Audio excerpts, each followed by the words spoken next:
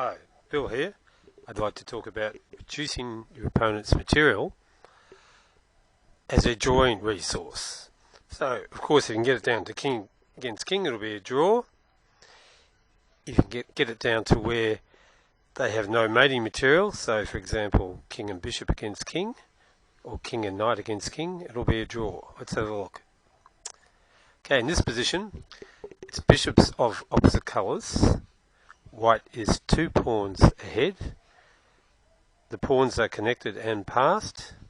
But look what happens. If white moves his d-pawn up one, black can set up a blockade. The bishop can move in front of the pawn. The bishop can move backwards and forwards. And black has built a fortress, and the game will be drawn. If white moves the king's pawn, check, he creates a fork. He forks the king and the bishop.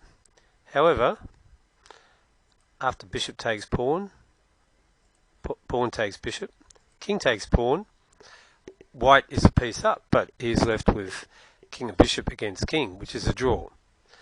So an important theme is reducing your opponent to a king and knight against king, or a king and bishop against king.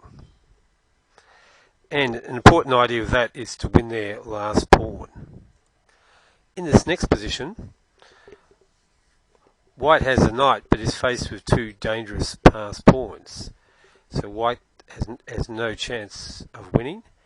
So the safe thing to do is get into a clearly drawn position with king against king and rook pawn. He sacrifices a knight. Black takes it. Now it's a standard drawn position. With best play, white could lose if he made some terrible moves.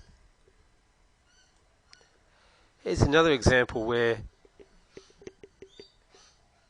white reduces the material not to reach a king and bishop against king, or king and knight against king, but to reach a standard drawn position. He moves the bishop to pin the pawn against the king. So if black moves his king, next move the bishop will sacrifice itself, and black will be left with king and bishop against king, which is a draw. So black takes it. Now black has the famous bishop plus the rook's pawn of the wrong colour. So the coordinating square of the pawn is black. It's the opposite colour to the white square the bishop is on. If the defending king is in or next to the corner, the game is an easy draw. In the next position, white is a knight and 2 pawns behind. If black can consolidate and defend his pawns, white will be in trouble. White sacrifices the knight for 2 pawns. The pawn takes it, king takes pawn.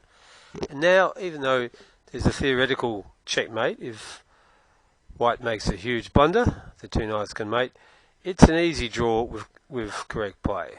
So again, white has reduced the material to reach a drawn position. There's plenty of other examples. One of the key ideas is to reduce the opponent to king and knight, or king and bishop against king. And to do that, you have to get rid of that last pawn, or to reach one of the standard drawn positions. The more drawn positions you know, the better. Okay, thank you for watching.